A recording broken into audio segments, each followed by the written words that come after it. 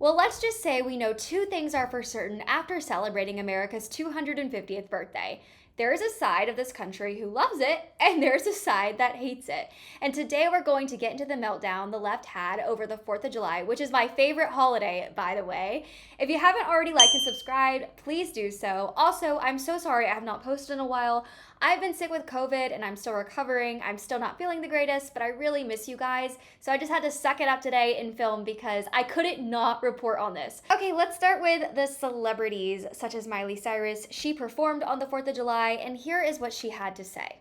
It's not a party in the USA if we don't have equality, unity, justice, compassion, kindness, opportunity, healthcare, education, nonviolence. So it will be a party in the USA. We'll see it.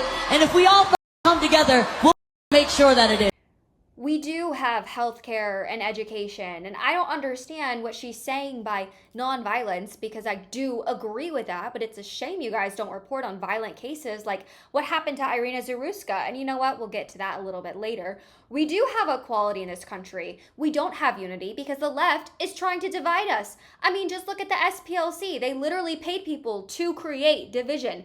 Democrats sell this utopian dream of socialism and getting everything for free. You can get free things in life, but tell me, what's the last free gift you got that was actually good? Yeah, I'll wait. Then Alicia Keys made this video. Did you know that it's been 100 years since the Equal Rights Amendment was first introduced? And now, still, women don't have an explicit guarantee to equal rights under the U.S. Constitution. Can you believe that? I couldn't even believe that was real. I mean, women are not asking for special rights, just equal rights. Let's turn outrage into authorship. If it's the 250th celebration of the country, isn't it time to update some things? What rights or guarantees do you feel all women should have in America? It's a good question. I'm not here to speak for you. I just want to pass you the mic. So have your say at peoplesbillofrights250.org. Not red, not blue, just you. Wow. Sending you big love. Women in this country are free to join the military just like men. We're free to own our bank account, our property, vote, and run for office. We're free to work offshore oil rigs, swing hammers on construction sites, operate heavy machinery, or pursue any career we want from CEO to firefighter to astronaut.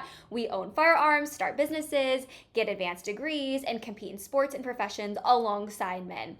There is virtually nothing a woman in America is legally barred from doing that a man cannot do. The one, and I mean one, notable exception is the Selective Service Draft. And as a woman, I'm totally fine with that. Most of us aren't clamoring to be conscripted. But somehow, a famous black millionaire singer is out here claiming women still don't have equal rights. It makes you wonder, what more rights do you want? The right to never face any trade-offs or biological realities, the right to guaranteed outcomes instead of equal opportunity, or just more special treatment wrapped in victimhood. We even had a woman vice president. I mean, come on. Okay, I have mixed feelings about Matthew McConaughey's video. If you want to watch the full video, you can, but here's just a part of it. Howdy, America. And to a lot of people, that may seem like a long time to be a country, but it's really not. But I tell you what, it's definitely not too long to be. It's not too long to be an idea, which is what America is. A land that has never been yet. And that yet that we're seeking and chasing, that's the whole thing. It's a place we're never going to arrive at. And that's not failure because we won't. That's by design. And think about it. We didn't start this country on any kind of proof. We started it on a belief that was worth fighting for. A wager that was worth betting on. An act of faith that a self-governing people could be something worth being and becoming. And here we are 250 years later. The bet's still on the table, folks. We have not cashed in, and let's hope we never cash in. We need skeptics, yes we do. We do not need cynics. One cares enough to question, which we should, and the other one's already quit. We don't need you. So here we are today, lighting the fire, breaking the bread, raising a glass to our family and friends, and maybe even to the neighbor that we don't agree with. Today, we're gonna let the kids run barefoot after dark, baby. That's the celebration. Not that we've arrived anywhere, but to the fact that we are still on our way. Take inventory with the one in the mirror and together. Here's to more dancing in the home of the brave. Happy 250th America. Just keep living. This guy on X responded perfectly, in my opinion. No, Matt, I don't agree. I'm Native, Comanche to be exact. America isn't an idea. It's a collective of 4 foundational peoples whose coming together through blood and strife and faith shaped the nation. Natives, whites, Hispanics, and blacks. We're America. We're the foundation, and everything else is just an optional extra. We don't need and don't want millions more from all 4 corners of the earth clamoring in and demanding this or that. We want a refocusing on our citizens and our country. America first, Matt. That's what we want. And then Paul A. Sespula, I hope I said his last name correctly, but I probably didn't, said, well said, Matt. America has always been a journey, not a fixed destination. An ongoing pursuit of that yet you mentioned. The bets are still on the table because the story isn't finished. That said, along the way, we've established clear ideals, liberty, equality under the law, individual rights, and self-governance that we have to actively maintain and protect. The road forward works best when we hold those steady while keep striving to get closer to the promise. Happy 250th birthday, America. And then other commenters in the comment section, bro, this you? We need background checks. We need to raise the minimum age to purchase an AR-15 rifle to 21. We need a waiting period for those rifles. We need red flag laws and consequences for those who abuse them. These are reasonable, practical, tactical regulations. I'm so torn between liking and disliking what he said. He spoke in such broad terms that it could be interpreted different ways, and I think that was intentional. I mean, why can't celebrities just say, Happy 4th of July, and leave it at that? I mean, no one wants your political opinion. Just act or sing and leave politics out of it. Do you guys remember the saying, don't talk about politics or religion? Well, now all celebrities do is talk about politics and then bash us for talking about religion. So it's just kind of funny how that whole saying has turned on its back.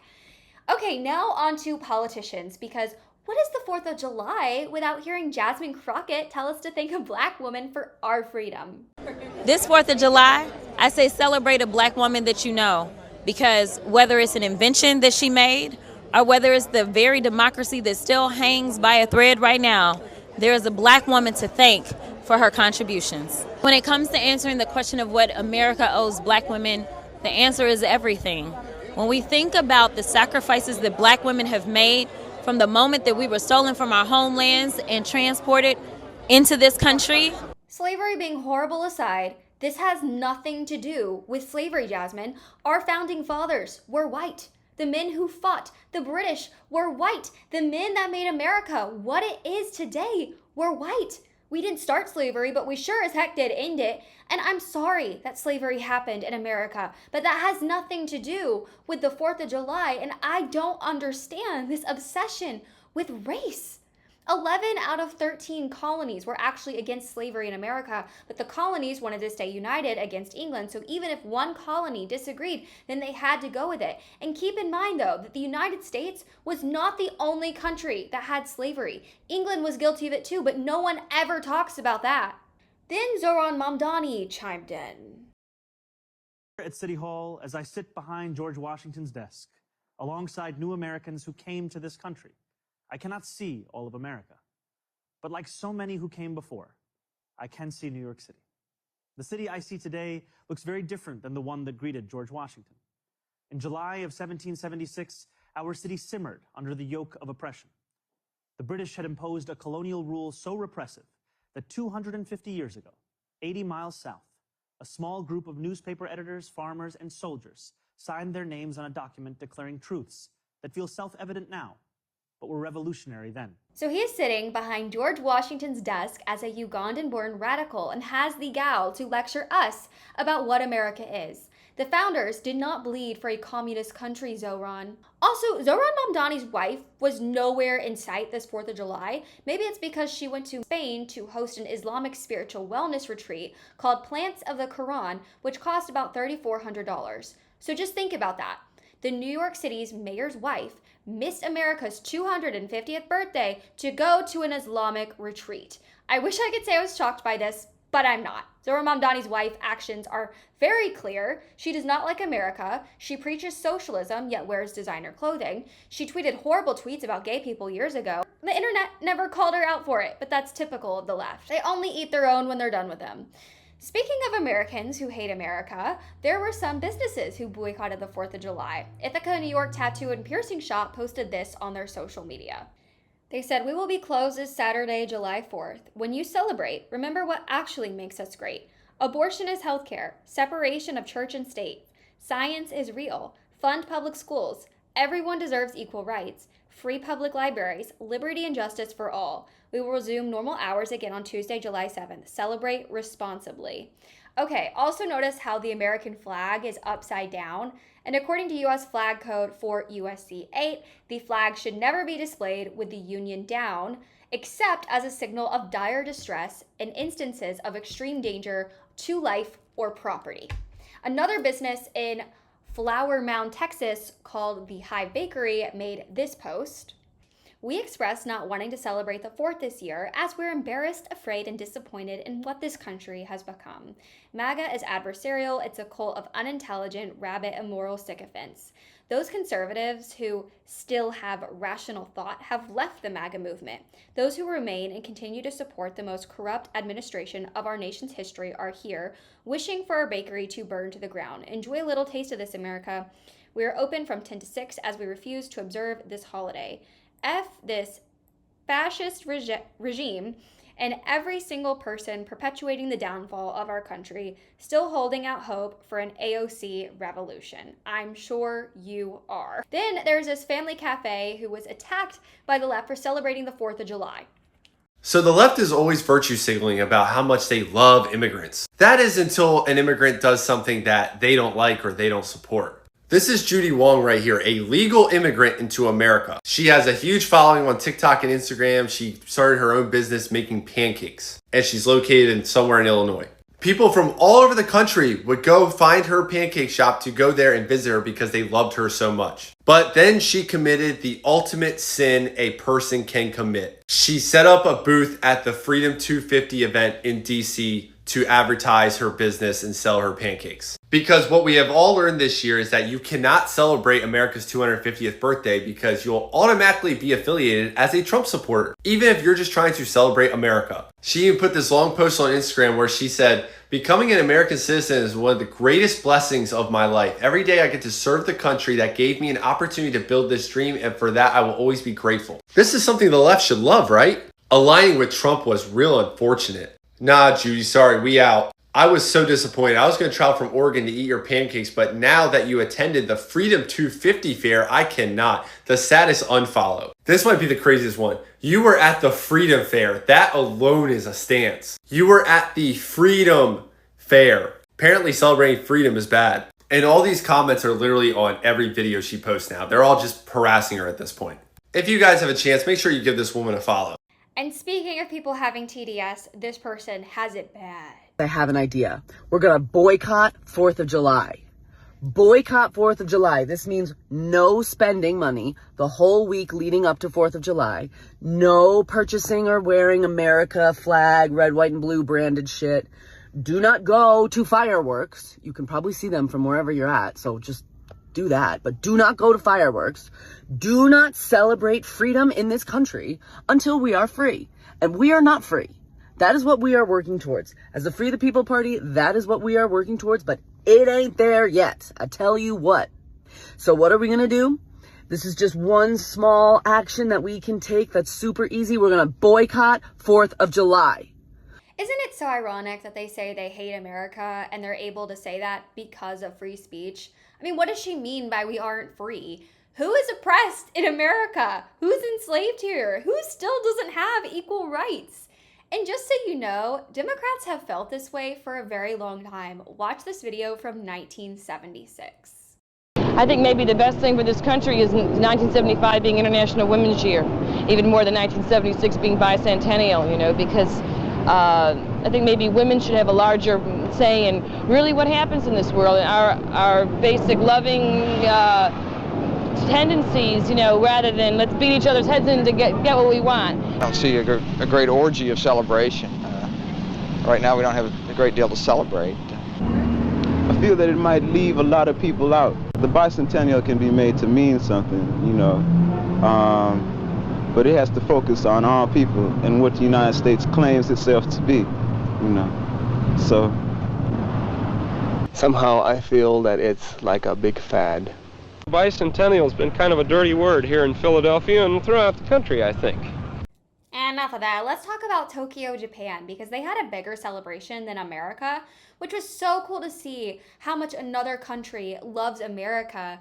Can we trade the Democrats that don't love America for the Japanese and the Europeans who do appreciate it? And you know what was super funny to see was how the left spun things this 4th of July. So this photo went viral on social media and throughout liberal news. And here's how Common Dreams reported it. They said, hate group turns DC into fascist hellscape with July 4th march. The left was so upset about the Patriot Front, which is a white supremacist group that is against mass immigration and multiculturalism. There was about 400 of them. They came together to peacefully protest on the 4th of July. This photo went viral of a black woman sitting on a metro amongst the Patriot Front group that are in mask. The irony is that it made headlines as if something happened. In reality, no one spoke to her, no one called her a slur, no one touched her, and most importantly, no one was murdered. Funny how they didn't talk about Irina Zaruska or the woman who got burned alive on the train or the 76-year-old man who was pushed down a flight of stairs to his death in a subway. They didn't talk about them. And all of these were racial deaths, but no one wants to talk about it because the victims were white. And a lot of people are saying that this photo looks kind of AI, which I don't believe, but I do think the photo looks staged. I want to know who took this photo. The photo of Rosa Parks was staged, and this seems like it does too. And here's the video of the woman that I bet the left didn't show you.